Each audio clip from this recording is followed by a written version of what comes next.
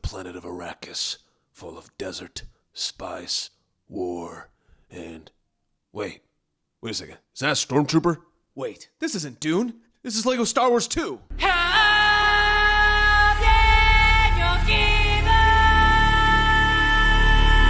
Okay, you've made your point. Dune Part 2 is directed by Denis Villeneuve and picks up right after his 2021 film Dune, with Paul Atreides on the run with his mother as they join the desert people, the Freemen, as he sets out to find himself and go on the path of revenge for his father's death. I remember exiting the theater of 2021's Dune and thinking how well it did at drawing me into the world. There's a lot of great world building in that movie, and there's a lot of great visuals.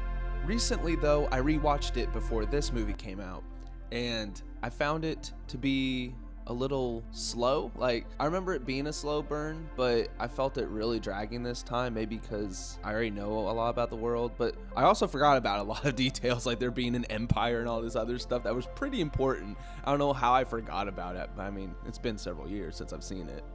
That being said, I feel like Dune Part 1 had to walk and really set up this world and have its final little conflicts so that it could set this movie, and this movie could like run with it and run circles with how many cool, awesome things this movie does. And it ends up going in some pretty interesting places. But first I gotta talk about the director. Denis Villeneuve has been making some amazing films in the past years, specifically the 2010s, with that of Blade Runner 2049, which I really enjoyed, and I'd love to see Arrival. I've heard it's really, really good. And it just seems every movie he comes out with ends up being a top of the year contender for most people. So you should definitely dive into his filmography and check out all his films. I know I will be soon. But this guy just understands scope and world building. I heard somewhere he came from documentary work, and thus he puts it into his movies to like shoot even these giant sci-fi movies as if it was a documentary. So it makes the audience feel like they're just watching this world live and breathe. And he's an expert of making it feel alive and lived in, with such a realism and attention to detail, even in a sci-fi movie. Like, his sci-fi movies feel grounded. That being said, after this movie and seeing the scope he goes with the visuals and how realistic everything feels, I would love to see him do a Godzilla movie. Like, if they ever take it back to a more serious thing, instead of this Saturday morning cartoon feel that this upcoming Godzilla x Kong movie has, I want him to bring it back to that grounded 2014 Godzilla, but even better because he's going to make it more alive and more visually stunning. But yeah, everything in this movie feels huge, alive, terrifying in scope. If you have like, what was it called? I had to look this up. Megalophobia, the fear of like giant objects and things, then this might not be the movie for you. Because there's just so much crazy set design and production. Like, everything's real in a sense that they built all these sets and of course enhanced it with CGI, but they've built some version of the thing you're seeing on screen and the actors are seeing it in real time. Dave Bautista talked about being able to actually emote with, you know, real people and not like tennis balls like in the Marvel movies with all the CGI environments and characters. And that emphasis on practical effects just makes it feel so much realer and much more visually appealing. Like, the effects are going to age great.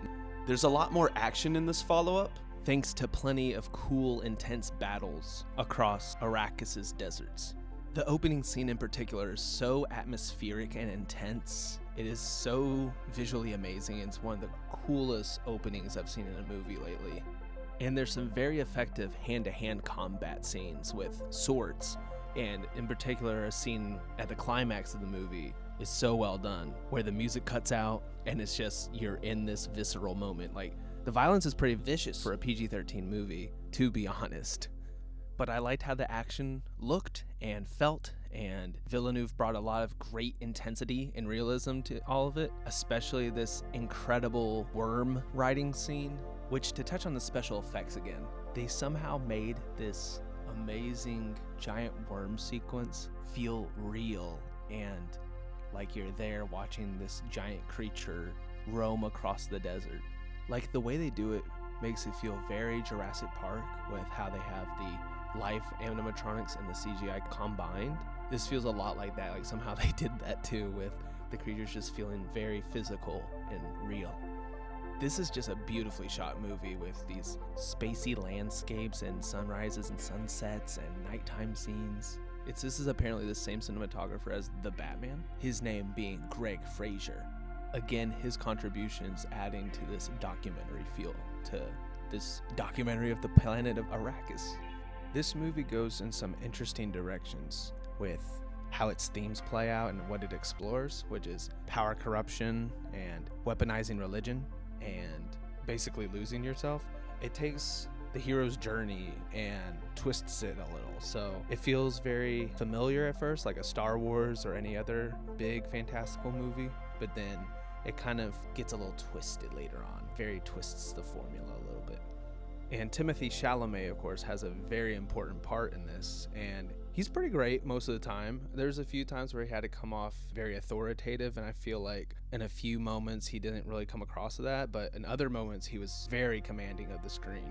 Otherwise, he did a pretty good job. Zendaya also did a pretty good job. She does great with a lot of face acting and less with the dialogue, I'd say. And, certain deliveries could have been better, but otherwise, overall, her face acting really sells a lot of what her character, Shani, is feeling.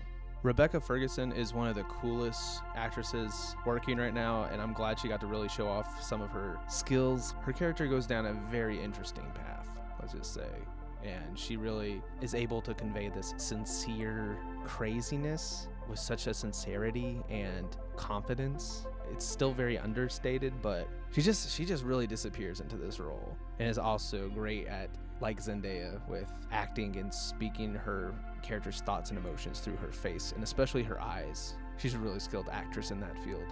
I felt like Javier Bardem was a great addition to the cast. His character Stilgar brought a good amount of humor and levity to scenes. I just really enjoyed his presence, and I feel like he was such a sincere character. Stellan Skarsgård's still pretty creepy as the Baron Harkonnen, as this is just some freaky creature, man, as he can float. It's just, his presence is always eerie and disgusting.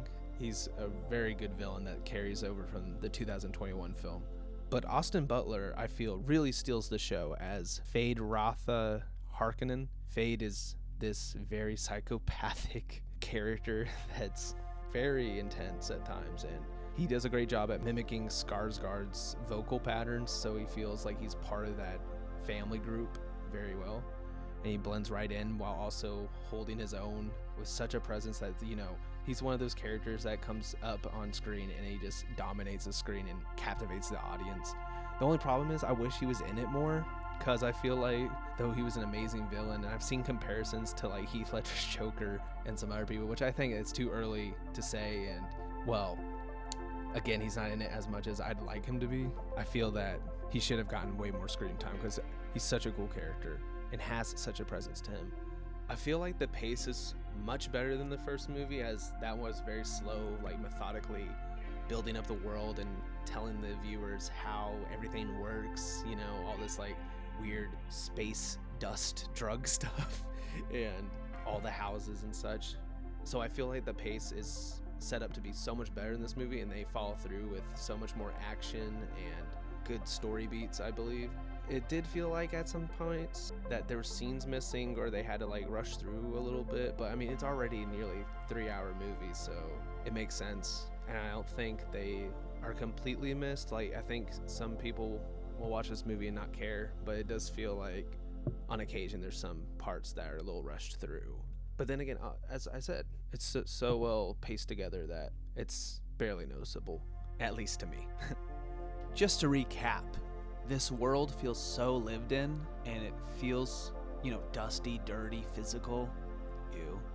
It's full of incredible, tense moments and cinematic triumphs in a way. As in, I feel like there's iconic scenes in this movie that would go down as iconic scenes in cinema, like the opening scene or the worm riding scene. It's like seeing a iconic movie come to life, I guess you can say. I think it has potential to be a modern classic, but time is the only way to tell at this point. I definitely think this is going to be a bigger hit than the first movie, though. For sure, for sure. So I'd have to say that this movie is a 9.5 out of 10 for me. It's definitely on the higher end of film experiences you can have in the theater. And I hope enough people get to see it so we can have a third maybe. Oh, wait, what?